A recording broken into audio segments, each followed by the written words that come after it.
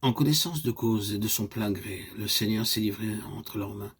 C'est pour cette raison précise que nous rendons grâce en prenant le pain, car sa mort est une victoire céleste, éternelle, puissante, parce que par un seul sacrifice, il a amené à la perfection tous ceux qui sont approchés de lui.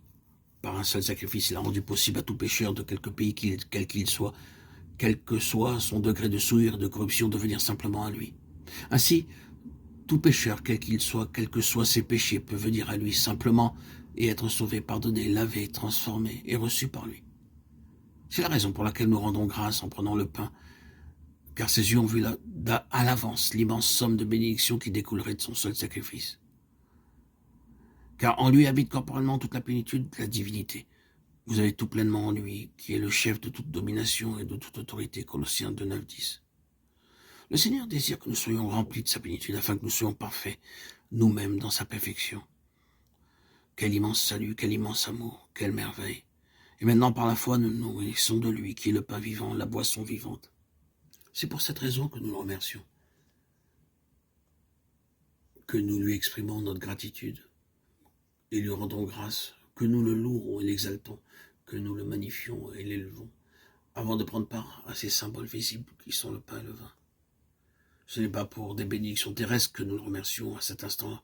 Nous sommes uniquement occupés des gloires à venir, car toutes les choses terrestres ne servent qu'à nous préparer en vue de cette association céleste et éternelle avec lui.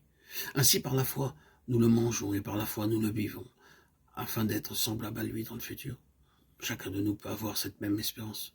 C'est pourquoi, deuxièmement, il nous faut examiner notre propre cœur et ensuite prendre part. Que chacun donc s'éprouve soi-même et qu'ainsi il mange du pain et boive de la coupe. 1 Corinthiens 11, 28.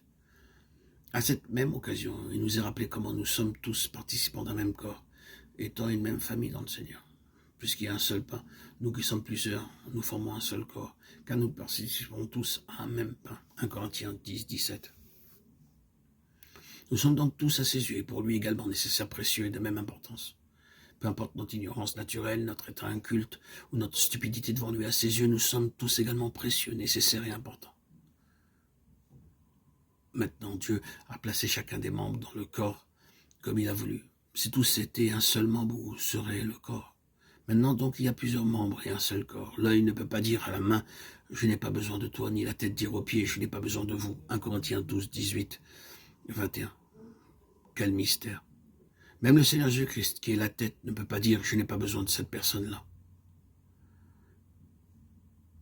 Comme dans le corps humain, tous les membres sont nécessaires, indispensables, d'importance et de valeur égale. De même, tous les croyants de tout pays, de tout âge et de tout horizon sont d'égale valeur aux yeux du Seigneur. Qu'ils soient civilisés, cultivés ou incultes, qu'ils soient lettrés ou illettrés, intelligents ou ignorants, vieux ou jeunes, blancs ou noirs, grands ou petits, tous sont d'égale nécessité et de même importance à ses yeux, car le Seigneur Jésus-Christ a payé le même prix pour acheter chacun d'eux.